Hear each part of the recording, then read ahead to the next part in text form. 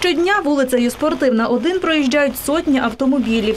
Дорога має ось такий вигляд. Яма на ямі, що в дощову погоду стають практично суцільною калюжею. Вулиця Спортивна веде до автостоянки, автомийки та гаражів. Пан Василь їздить нею постійно, ставить автомобіль на стоянку. Саме цей чоловік і звернувся у нашу редакцію, аби розповісти про свою проблему. Та й не тільки свою, а й інших водіїв, які їздять Спортивною.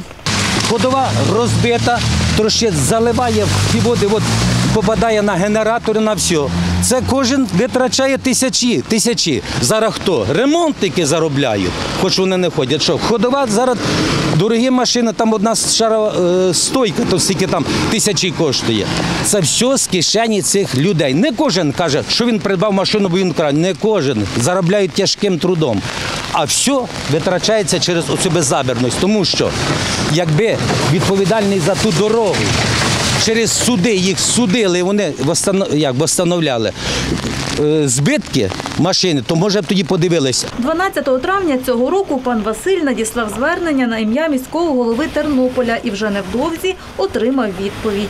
Я вислав їм фотографії, де біля складів Коменерго, там страховисько, там стоїть людина, йому по шиї води. Не можна обійти. Ночі йдеш, коли 11-10 година, коли нема таких дощів, там не можна обійти, особливо таку негоду. Бігають пси по 12, по 15 штук, що можуть роздерти людину за 5 хвилин і взагалі. Не освітлено, нічого. І всі байдужі.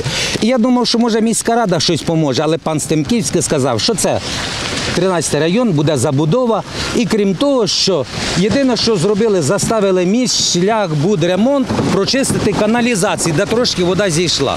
У міській раді кажуть, поки що на вулиці Спортивна, 1 зробили водовідведення. Можливо, найближчим часом ями, що утворились, засиплять щебенем. Адже на даний час ремонтувати вулицю Спортивна – це те саме, що взяти ці гроші і закатати їх у асфальт, пояснює влада міста.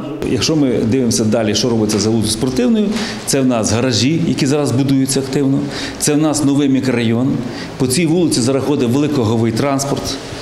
І робити дорогу, щоб знищувалася ця територія, просто довго не протримується, тому що йде активне будівництво. Найближчим часом на вулиці Спортивна працюватиме комісія, яка і вирішить, що на даний момент можна зробити для покращення проїзду автомобілів. У нас немає взагалі такого, щоб не робити поточний ремонт. Буде робитися всюди. Ми про цю вулицю знаємо, але там чогось критичного немає. Тобто житловий фонд відсутній.